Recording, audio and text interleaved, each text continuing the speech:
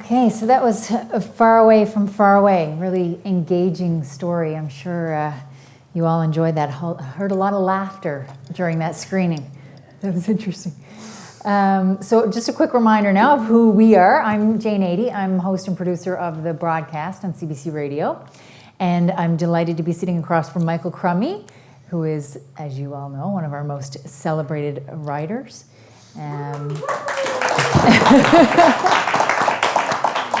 And joining us online there she is, Zita Cobb, who is a social entrepreneur. All of us are familiar with the interesting work that Zita has done on Fogo Island, and now I think we all feel like we know her so much better than we did before, because that was the story of her upbringing on Fogo Island and what brought her to return to Fogo Island. So let's start there, Zita. What was the origin of this idea? How did this all come to be?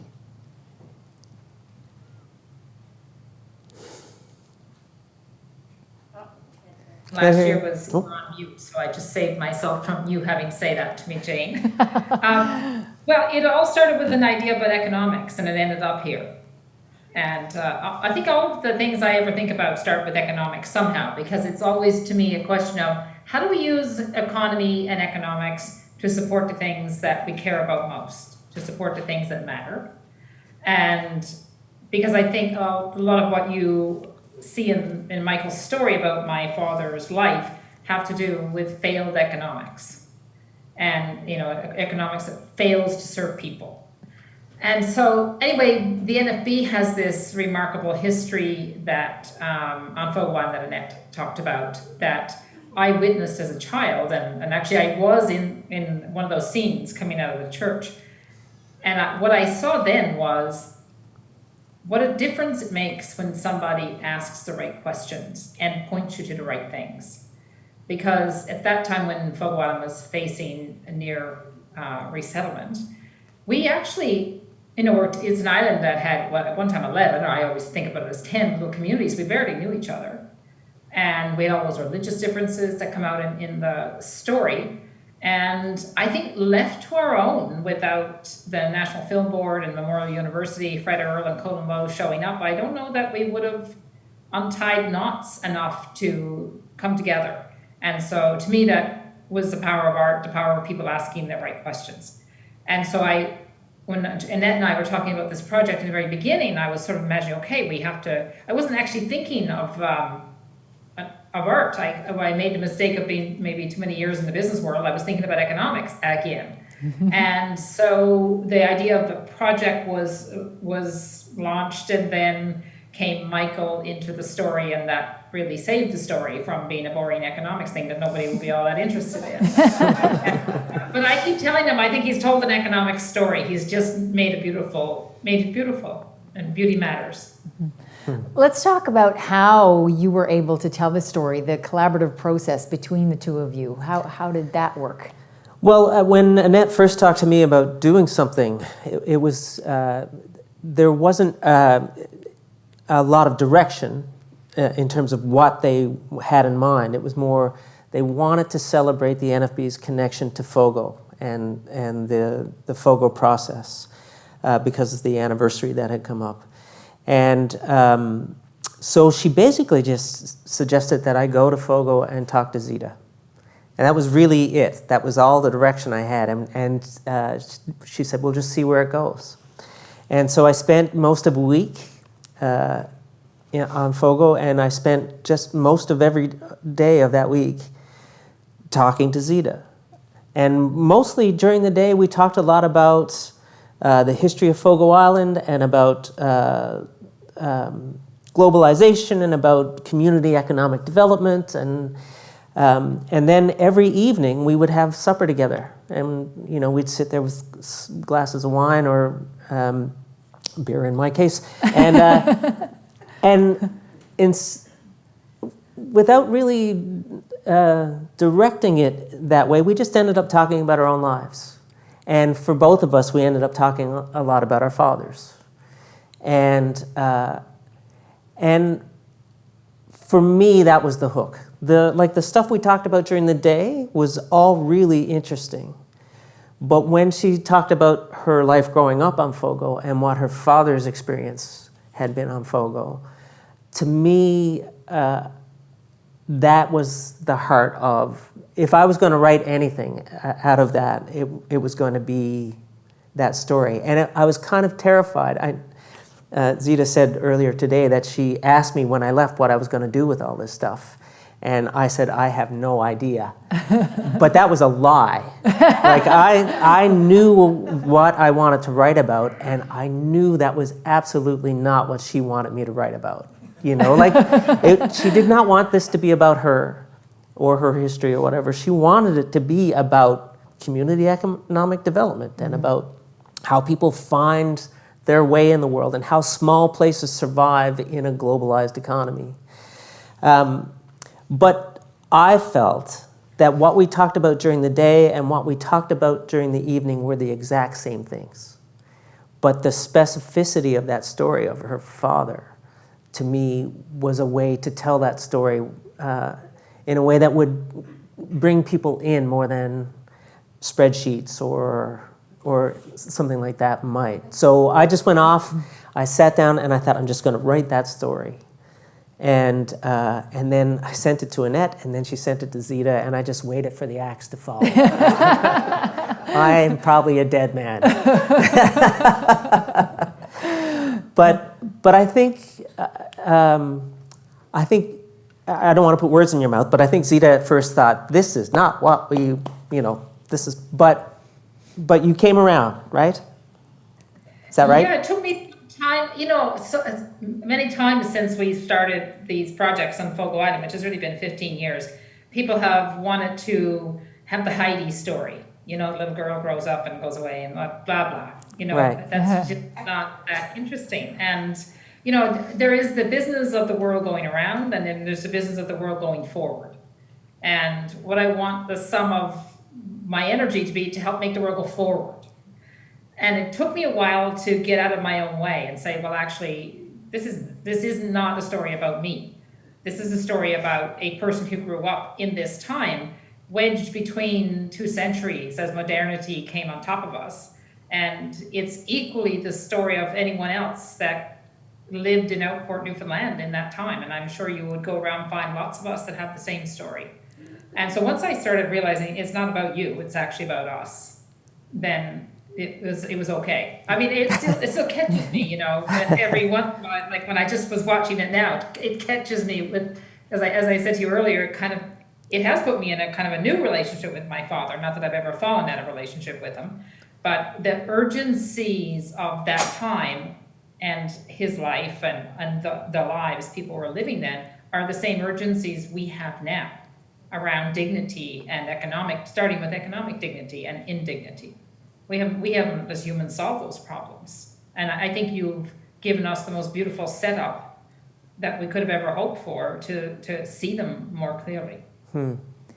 Yeah, I mean, I really felt like her family story, and her father in particular, his story was a microcosm of the story of what was happening on Fogo Island. And that Fogo Island story was a microcosm of what small communities everywhere in the world were dealing with in terms of how do they survive in a globalizing economy. So I thought I could tell, hopefully, and I've, the image I use is of the Russian dolls. So, so it's her father's story that I'm telling, but then all of these other stories hopefully get told by implication, if it's told well enough. Mm-hmm. Yes, because there is so much going on there. A deeply personal story. It's very political. It is about the economy. There's religious tension. And as Zita said, so many Newfoundlanders and Labradorians can relate to those things having gone on in their communities. But in the story, in Zita's story, so many really strong images. I think that, people who've seen this just for the first time tonight, you go home later and there will be these really strong images that will come to you. I'm wondering, when you sat down across from Zita and you were making notes or recording, I'm not sure how you did it. I don't remember any notes. No notes? No? No, I did record it. Yeah. Yeah. So, but I mean, even if I hadn't recorded it, there were a ton of things that just stayed with me. Really heavy images. And Yeah. for me, it was the image of the father, the boat burning, and the father then sitting in his kitchen looking out the window. Sure. I don't know, maybe because I talked to a lot of fishermen, that Yeah. one resonated with me so much. But were there images that just were so deeply embedded in that story that you thought, oh, that will have to be there? Well, I mean, sitting and watching it as like over and over and over again, I'm struck by things that when I heard Zita tell the stories, they just jumped out at me.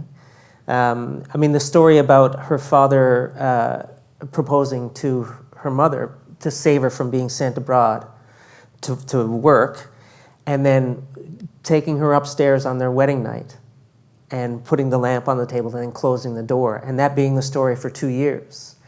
I remember when I heard that, I thought, I love this man, right? There's something that reminded me of my own father in that moment. And when she told the story about how he would take them out to say goodnight to the stars before they went to bed, I've always been struck by, there's a moment where, I think in there where it says that religion was the only truck they had with art, or ritual was the only truck they had with art. And when I heard that there tonight, I thought, that's not true, actually. Like that artistic temperament, I think, existed in all outports. And this, to me, felt like a moment of giving art to the kids. It's like, okay, it's time for bed, let's go out and say goodnight to the stars. That was such a beautiful, intimate, and unexpected thing from, a fisherman. And Right. But so all the way along, I was just thinking, this is the story, right? This is where I'm going, whether she likes it or not. So there were, and all of the details about her Uncle Art. This bachelor who lived alone on the other side of the fence all his life, and had built a house but wasn't getting married, so he just stayed in the kitchen, and he had one cup, one plate, one spoon, one fork, one knife. All those things, the money that they found in the mattress. I mean, it was endless. Yes, rich material to work rich. with. Yeah, you've had an interesting life, Zita, but when you saw it for the first time, and some of those images and those stories were brought to the screen, let's say, were there some that seemed now to you even more profound than you had remembered them? Yeah, I think that like a part of being alive is trying to make sense of being alive. And, trying to make sense of what you're living and experiencing. And again, that's where art comes in, because it helps you make sense of it. So which making sense of it, I guess, makes it a bit easier. And I think that, like what my father was trying to give us as a parent was to not be afraid. And in particular, not to be afraid of nature. And I'm a huge fan of E.F. Schumacher, the economist. Sorry to come back to economics again, but and E.F. Schumacher had this great 2 sentences, which were nature and culture are the 2 great garments of human life, and business and technology are the 2 great tools that can and should serve them. And of course, I learned this later in my life. That book didn't come out until the 70s, but I think about those concepts in economics and in value and value making, and I bring it back to these moments or this growing up with my father and what he was trying to give us. And he used to say, nature knows everything. Nature knows the cure for cancer. Nature knows how to fight this virus. He wasn't here to see this, thank heavens. But nature knows, and if we pay close enough attention, maybe we'll learn something. And I think that Michael is right that there was the kind of ritual of religion, which definitely felt artful. Anyway, it elevated, it did something, it gave a structure, an imaginary structure to something. But I think that people's response to making, because we're such a culture of makers in our province, that no man ever made the same boat as the guy next door. It just didn't happen that way. And you know, the way that people would hang out clothes. I mean, that was like the big, you know, she put a clothesline. But I think I meant what I said, that beauty matters. And I think that people of their generation, and I think still it's in us, I think culturally, that we want to make things that are beautiful. Which is why I look at those box stores and wonder, how the heck did they get here? What were we thinking? This story is so interesting because it's meant to be viewed on your iPhone or your cellular phone. Yet it tells the story of you, a woman who grew up in a house without running water. You say in the piece you were 13 before you even saw the neighboring community. I heard a few people sort of gasp at that. You know, I mean, it's not that long ago, really. But here you are now. Here we are sitting talking about this interactive story on a phone that we're going to be putting out there for people to view. What are your thoughts on technology? Obviously, it's been a big part of your life, and I know you see lots of opportunities for even small communities like your own. Let's talk about the opportunities you see for technology in this province.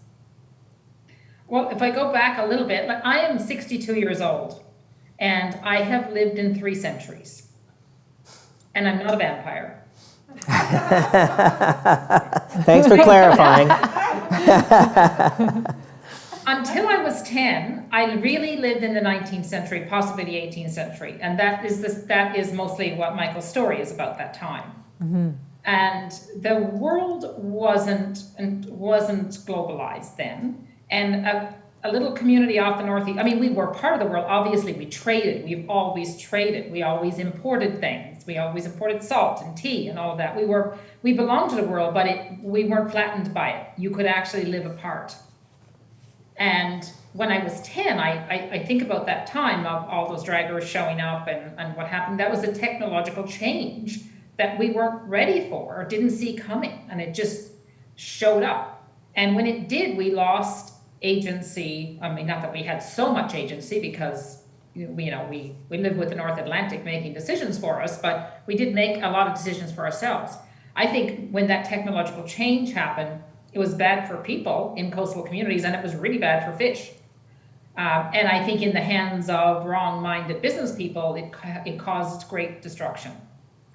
And then, my father wanting to learn to make his name was his realization, okay, I can't survive in this world unless I gain some literacy, even if to him it was a drawing. But still, it was a kind of literacy. And my experience in the 21st century is my career was in something called WDM, wave division multiplexing, the little optical components that enable us to do what we're doing here tonight. And so I think we have to think about technology as tools. And I mean, I think we humans have to think very deeply about how we use technology, and I'm a big believer in intermediate technology. I still can't figure out why the heck are we working on a driverless car? Like, what problem are we solving, really?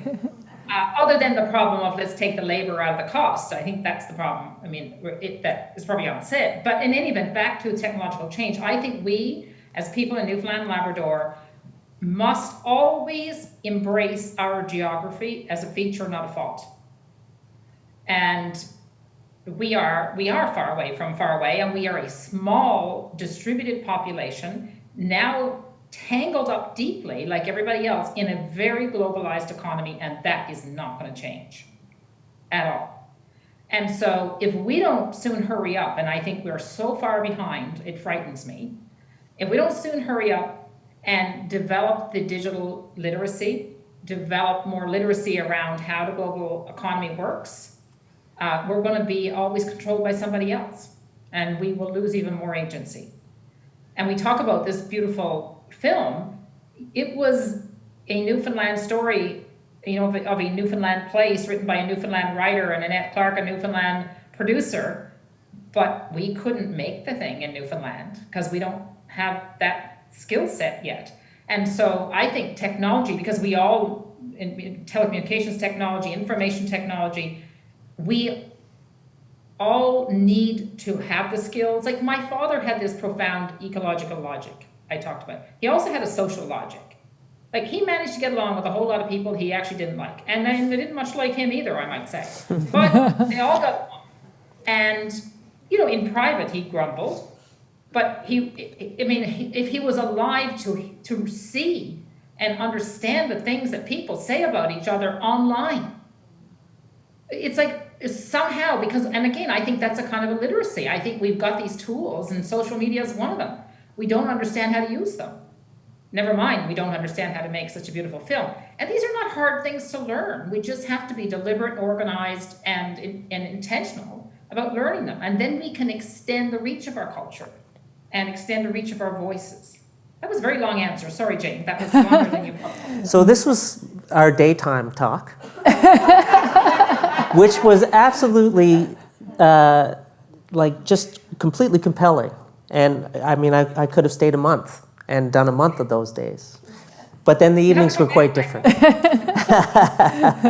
And did it make you think differently about technology and being involved in this particular project and seeing the possibility for even your own written word, how it can be displayed differently? And well, I don't know if it made me think differently. I'm a really lazy person, so I've got this skill that is sort of getting me through life, and that's probably just where I'm going to stay. And I'm old enough that it doesn't matter. But what being up there did do for me, like I had been hearing about the Fogo process for years, and I've been hearing about Shorefast and about the Inn for years, and being up there and hearing her talk about the reasons behind doing these things. Zita constantly talked about specificity and how Fogo Island is a specific place that's unlike anywhere else. And its specificity is what makes it unique in the world, and it is what Fogo Islanders have to offer. And all economic decisions should be made with that in mind. Like, what is it about this place that's different from anywhere else? And how can we make that part of what keeps us here? And I really, she's very convincing. And I remember when I came back from that week and I was talking to people about being up there and about what was happening and all that sort of stuff, people would say to me, you've drunk the Kool-Aid, haven't you? And I was like, I have drunk the Kool-Aid. I'm totally in. And I do think that what's happening on Fogo, of course, can only happen on Fogo because it's specific to that place. But those kinds of questions, that way of looking at community, I think is something that every Newfoundland community could benefit from addressing themselves with. Right, and I think I love the way this interactive story ended when the question is posed, what does a person with everything want? Because that was the position Zita was in.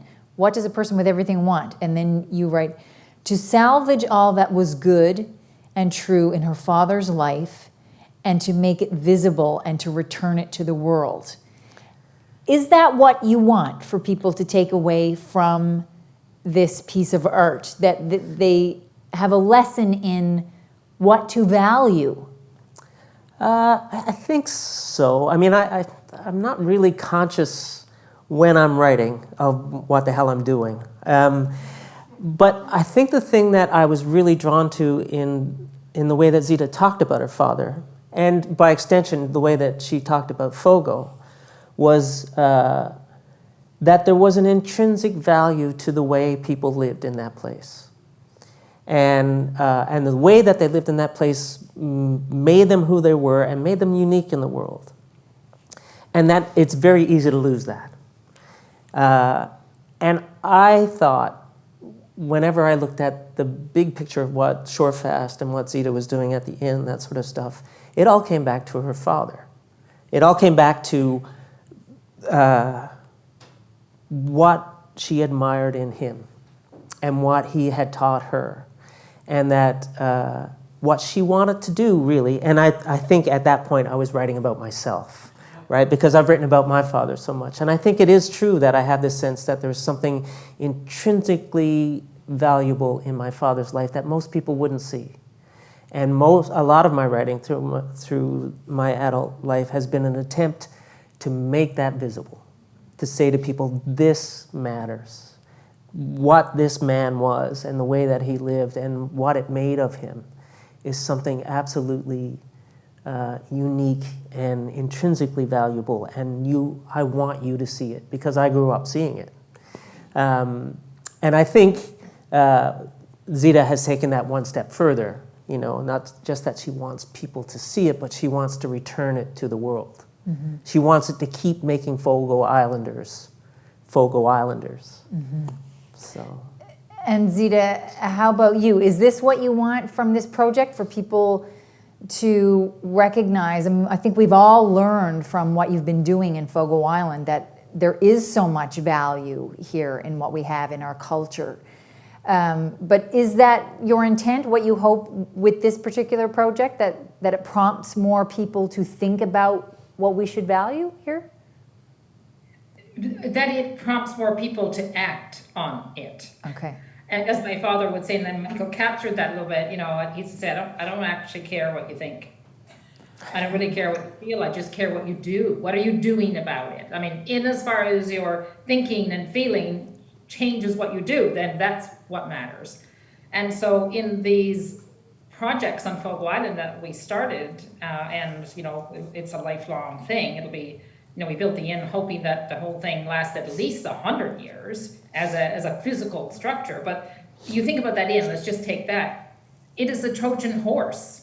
It looks like a fancy inn and it operates that way, but really it's a Trojan horse for the things that we value.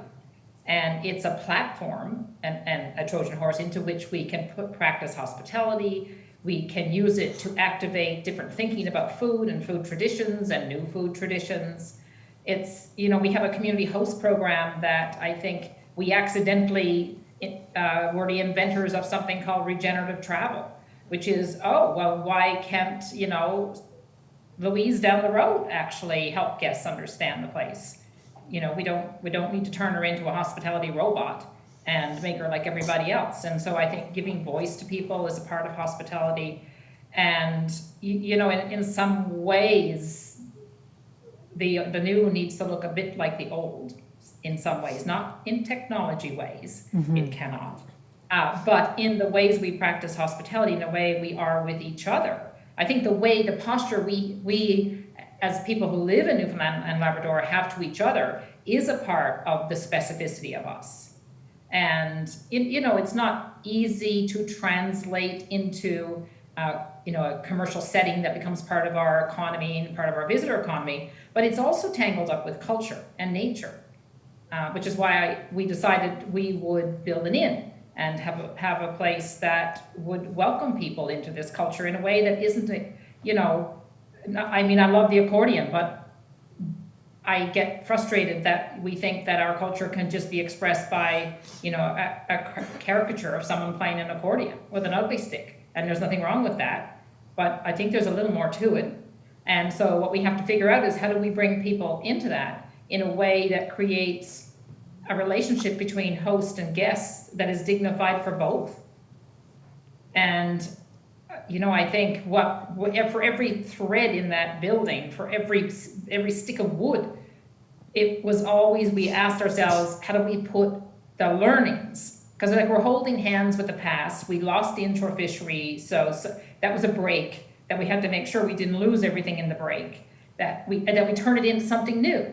And so, the people who build punts, like Mr. Diamond, whose punt, he passed away in the last few days. He was a great builder from Change Islands. All of that he knew is actually his son knows, and his son-in-law, and they make furniture that actually uses a lot of the same technology that is in boat building. So how do we build the knowledge? We can lose things because we're not going to hold on to everything. We'll just be a big museum.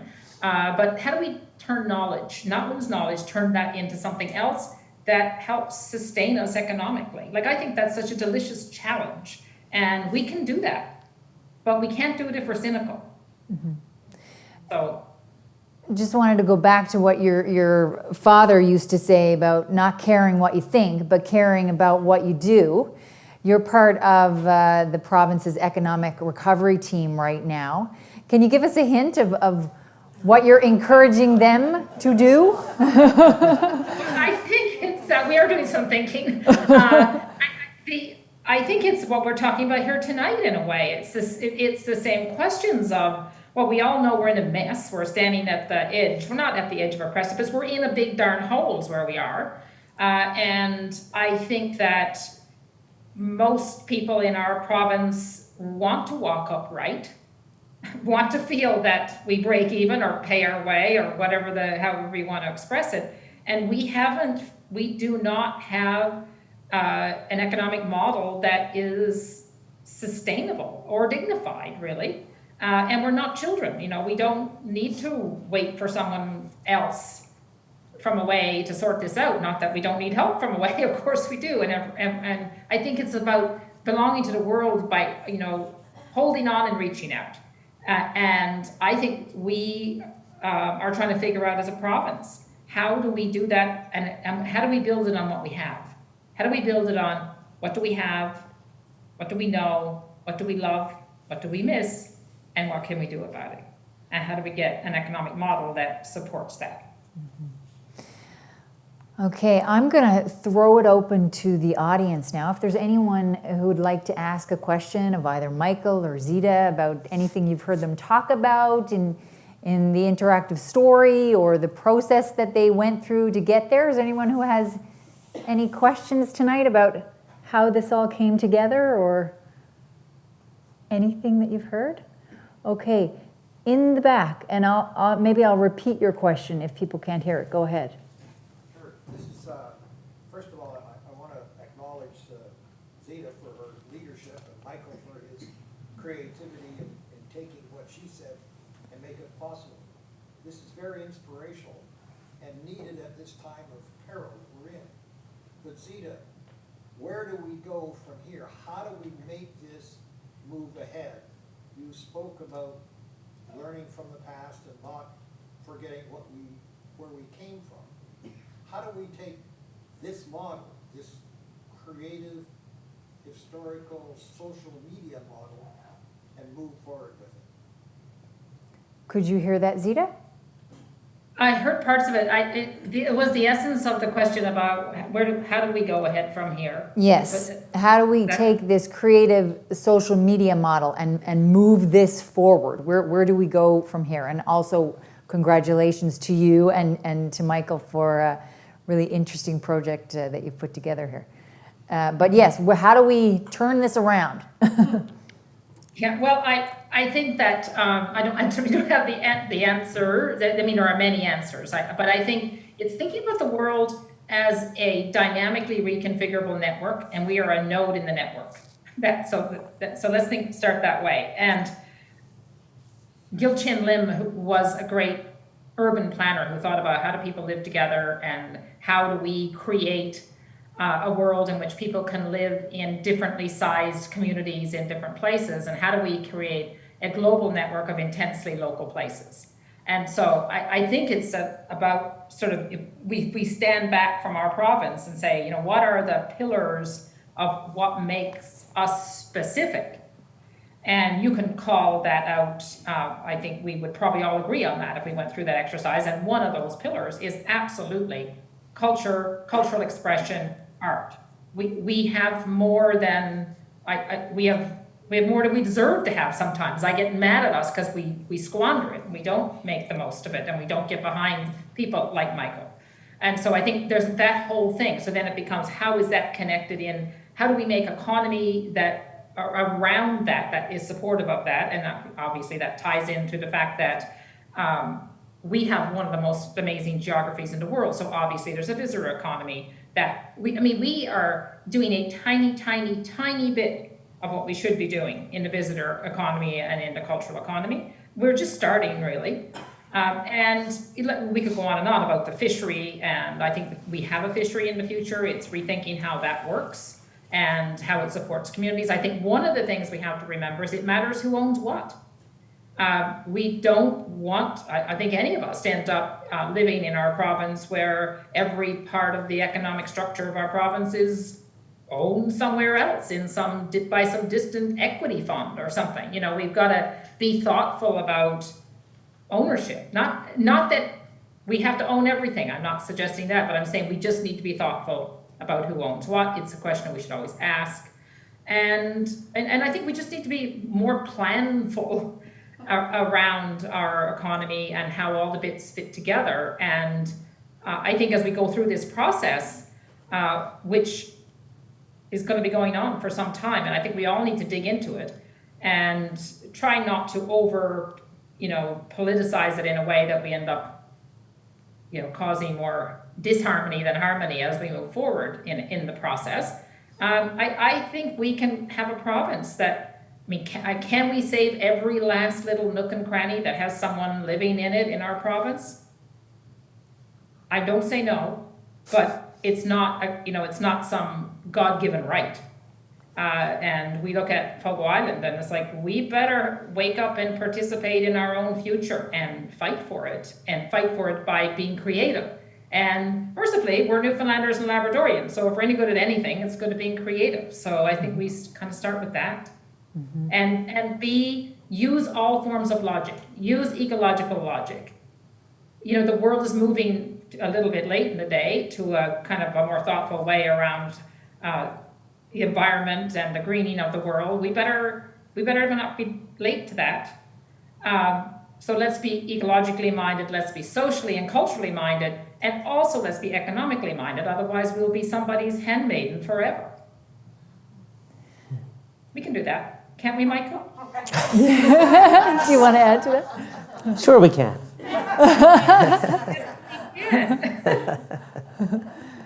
Anyone else in the audience with a question or a comment?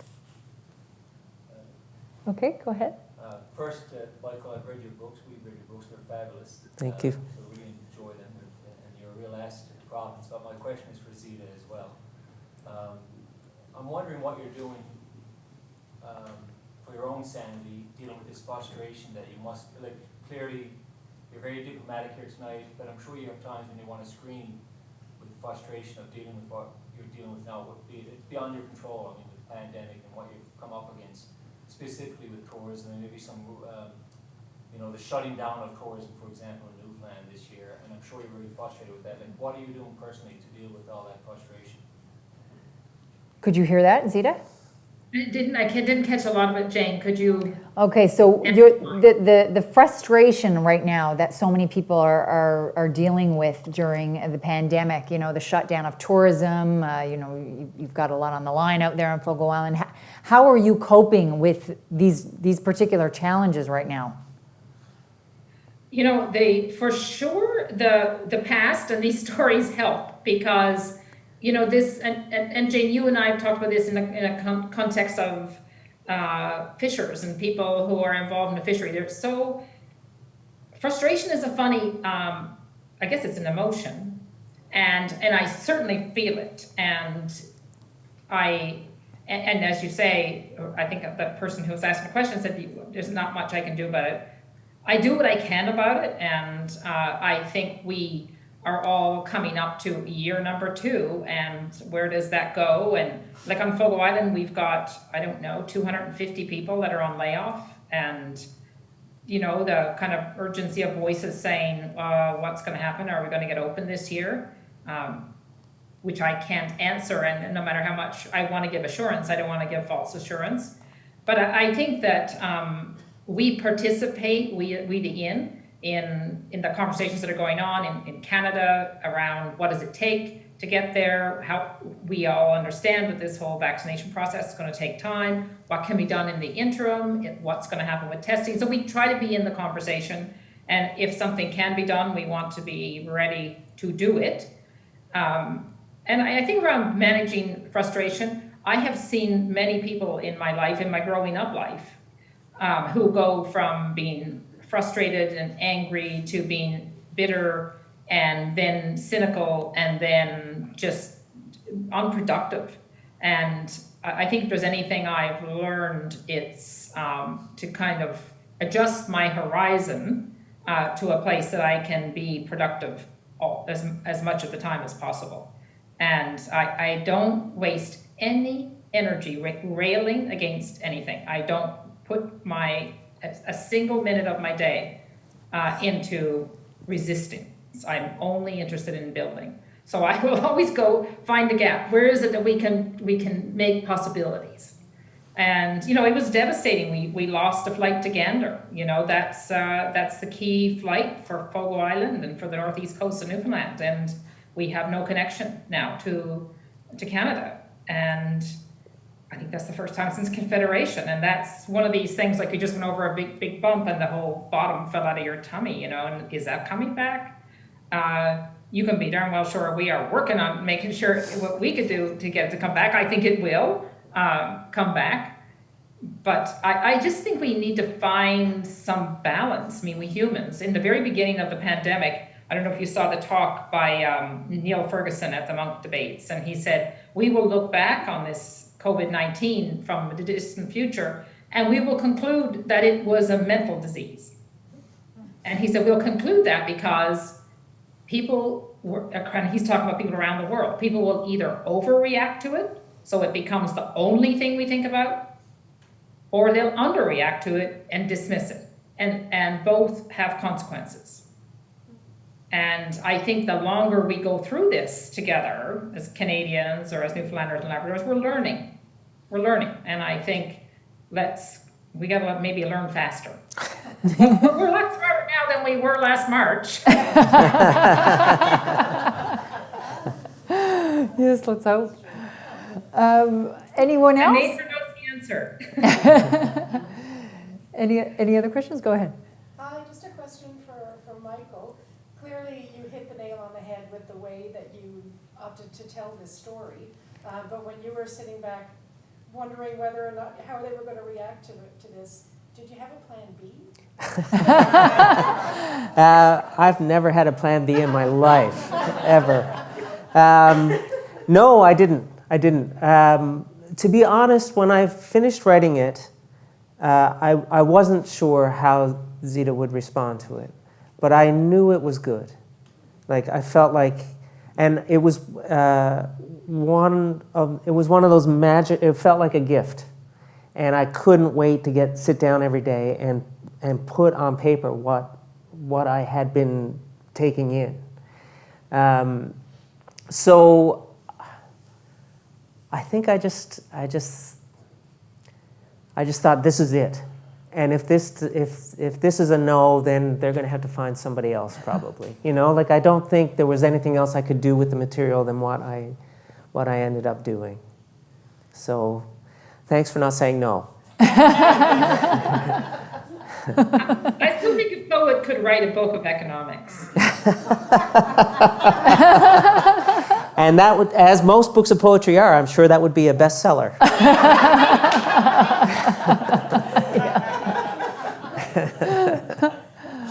Poetry's on its way back, Michael, if it was ever really, really popular. Okay, the hands keep popping up. I'm not sure who was first here. Maybe, okay, you go ahead. Closest to me. I'm curious about the process that was taken to marry the visuals with the words. Because I could close my eyes and picture the visual behind the words that you wrote. But I was pleasantly surprised to see the selection and the choice of visuals. I was just wondering how that process came to be. Right. Or Well, maybe that's too detailed for... Well, I don't have a lot to offer on that, and I don't know if Zita has anything to add on this. But I was on Fogo Island when a lot of the visuals were done up there. Like Justin Sims and a bunch of kids from the high school were basically given iPhones and sent out around Fogo Island to just take pictures of interesting things. And I think the first thing that group did was they sat and was it you, Kelly, who read it to them? So they read the piece to the kids and to Justin and the other people who were there. And then they went out and they were just, I guess, looking for things that were interesting, but also anything that struck a chord with what they had heard of the story. But then I think after that point, all of the visuals went to Bruce Alcock and those folks, and they were the ones who did the assemblage and decided what went where and how those images worked together and what was layered on top of one another and that sort of thing. And so this was all as brand new to me the first time I saw it as it would be to anybody else in terms of how it was put together. Zita, it was a question about how the images and the words were married together. Did you want to comment on that? Yeah, it's such an intriguing thing because I am first and foremost a reader before I'm a watcher.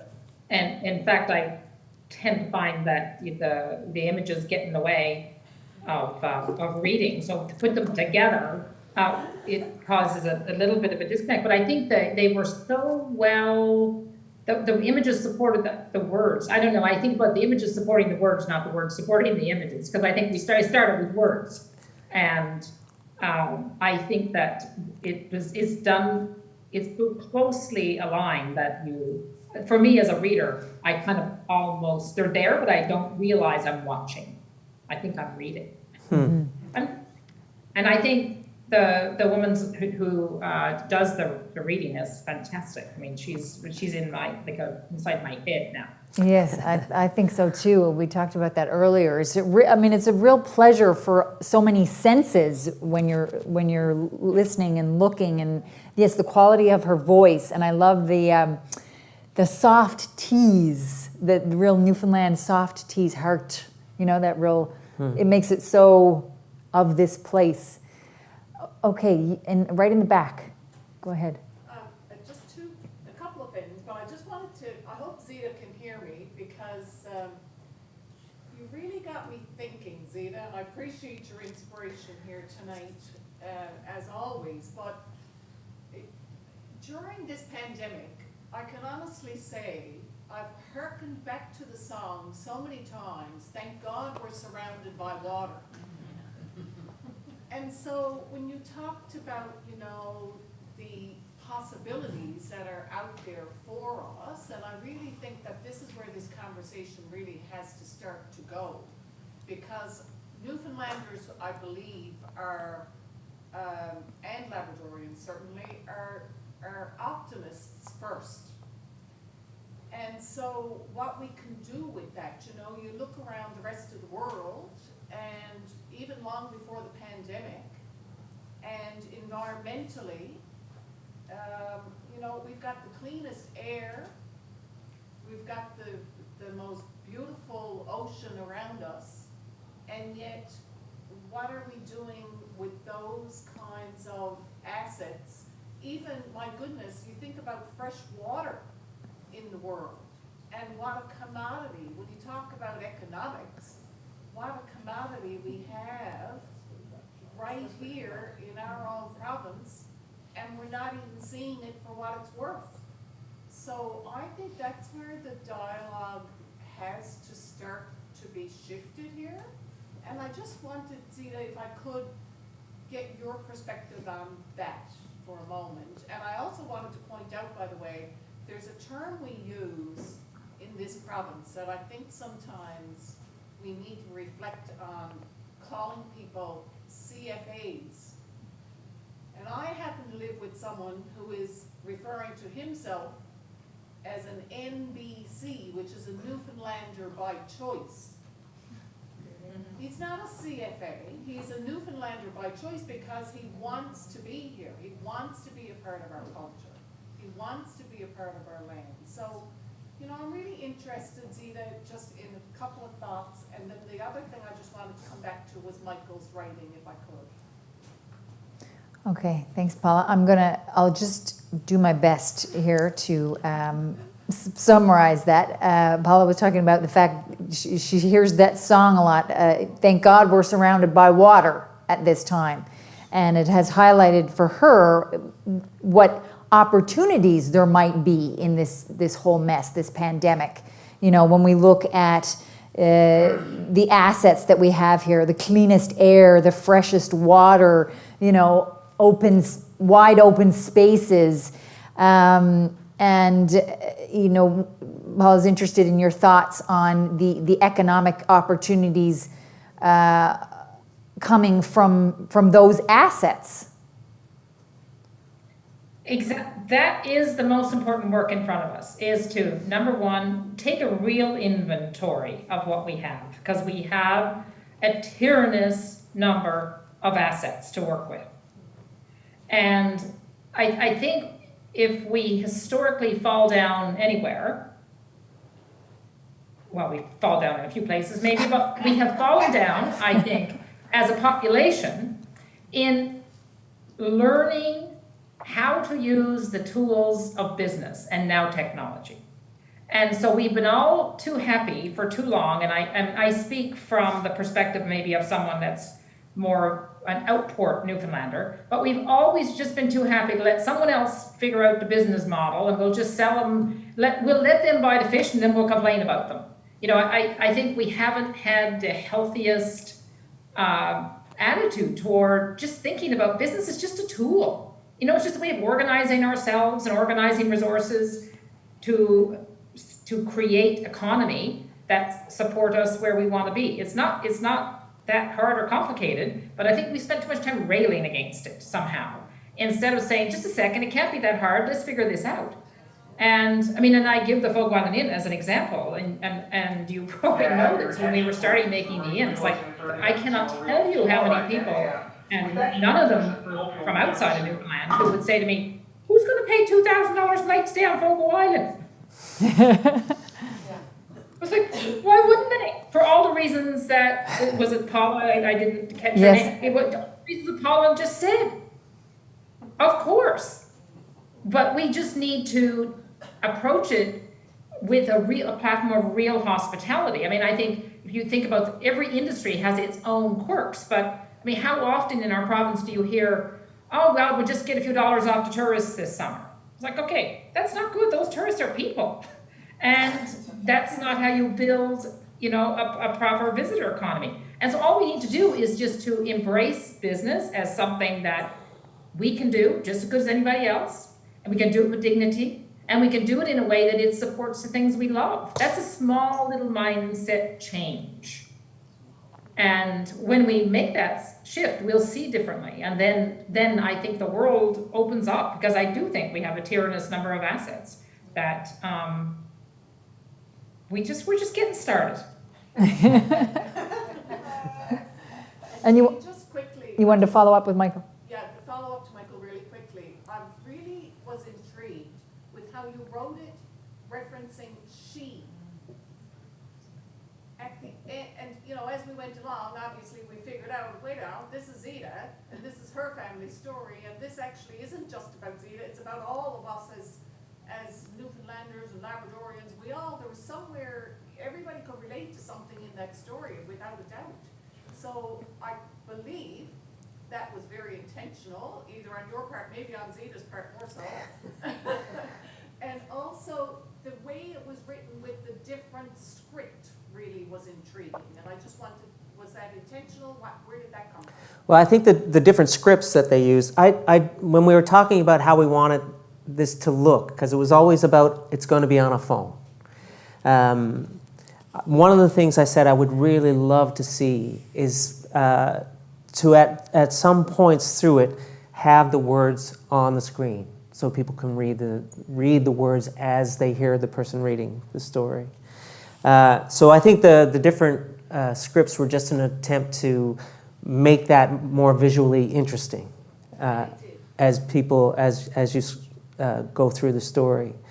In terms of not naming Zita, that was my really lame attempt to make it seem less personal to her when she read it the first time, in hopes that would help it slide through. Yeah. That's what Clever. That was. Okay, how are we doing for time? Well, we Well, we are 8:30, so. any more questions burning out there, or shall we? Okay, go ahead. Michael, is there a story coming from what you've told us this this evening. A new book. Is there a story? Because it's so evocative. I mean, it's beautiful, Right. but it's so short. I want to read 300 pages. Right. So Zita, this lady is wondering if Michael is going to make maybe a book about this, a bigger story. She wants more. She wants more. I mean, no, I don't think about this. It certainly could be a book, I think. But I mean, to write a book would involve a lot of fabulation, you know, unless you wanted to write a straight-ahead nonfiction book about Zita's life, which I don't think Zita's interested in, and that's not really my scene either. Is there a kernel of the story from Zita's life? Well, maybe. I mean, I have. I think Zita's read my most recent book, and there were a couple of things that I stole from our conversations and stuck in the last novel, like that moment where her father says, "You shouldn't sit on the snow like that." Yes. And don't ever be beholden to a man. Yeah. So I do anticipate that I will be stealing from her in the future, but maybe not. Hopefully, not in a way that she would recognize. Oh, that's good. Michael, anything that's mine is yours. I'll be at the inn tomorrow. You'll get there before me. Okay, well, maybe we'll wrap it up there. Want to thank you all for coming, and really enjoyed our conversation tonight. Thanks, Michael. Thanks, Zita. And good luck to everyone. Stay safe. We'll get through this. It won't be long. Thanks for coming. Thanks.